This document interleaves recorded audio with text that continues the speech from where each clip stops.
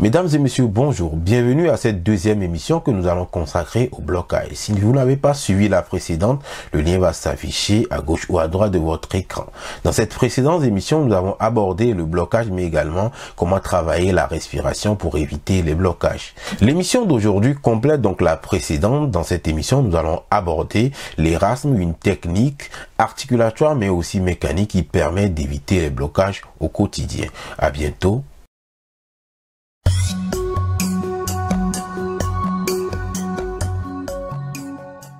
L'Erasme vient de l'anglais easy, relax approach and smooth movement, c'est-à-dire attaque ou parler doux et relax. Mais à quoi ça consiste réellement? Il s'agit en fait d'une technique inventée ou mise en place par le professeur Hugo Gregory basée sur la souplesse de l'attaque.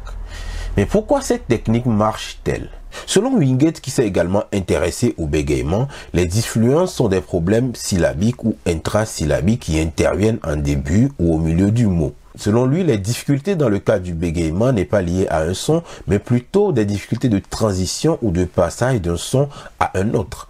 D'ailleurs, selon une étude que nous avons réalisée, nous avons remarqué que les difficultés sont d'autant plus importantes quand il s'agit de passer d'un son non voisé à un son voisé, c'est-à-dire entre deux sons de voisement différents. Cela étant, la technique de l'Erasme suggère donc de passer de la manière la plus douce possible d'un son à un autre en évitant la cassure entre l'attaque, c'est-à-dire la première syllabe, et la rime, c'est-à-dire la voyelle qui suit.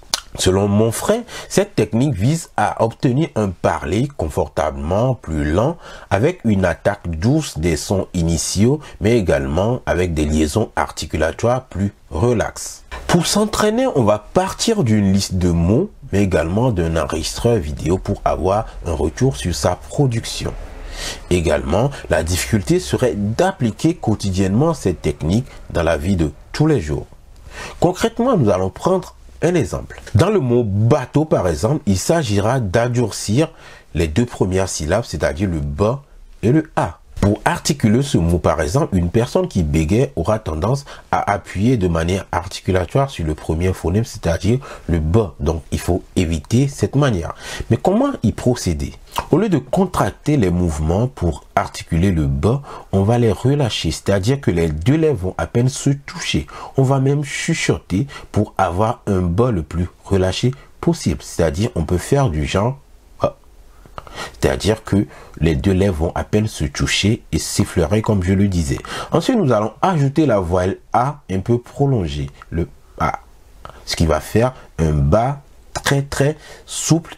Ensuite, vous pouvez ajouter le reste du mot de la manière la plus normale possible.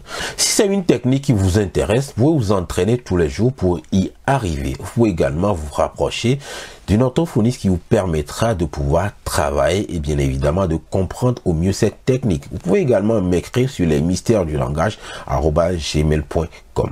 À très bientôt donc pour une nouvelle émission dans laquelle nous allons aborder le bégaiement inverse, une autre technique qui permet également de travailler sur son bégaiement. Au revoir.